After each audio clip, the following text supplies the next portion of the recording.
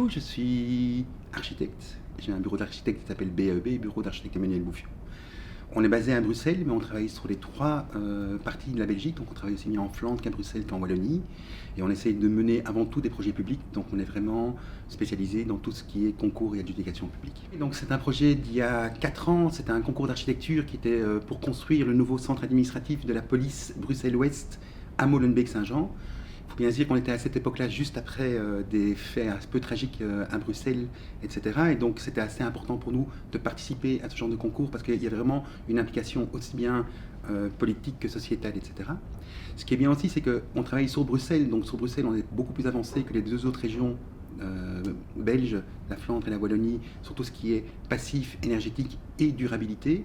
Puisque chez nous, en fait, on travaille vraiment sur un concept de durabilité global qu'on propose toujours aux clients, qui va aussi bien de l'énergie, mais aussi bien sur la qualité des matériaux, que sur le carbone, que sur plein d'autres choses. Et on a comme ça tout un mixte énergétique, et ça rentrait tout à fait dans ce concours-là, puisque ce concours était aussi rentré à l'appel à projet pour bâtiments exemplaires de l'IBGE, qu'il a aussi remporté.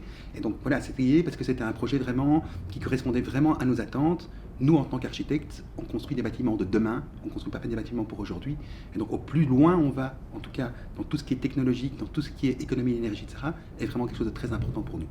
Ce qui est intéressant ici dans un award comme celui-ci, c'est que c'est une reconnaissance d'un travail d'il y a plus de 4 ans, plus de 4 ans de travail de développement, pas tout seul comme architecte, mais aussi avec des ingénieurs, etc. Il ne faut jamais les oublier.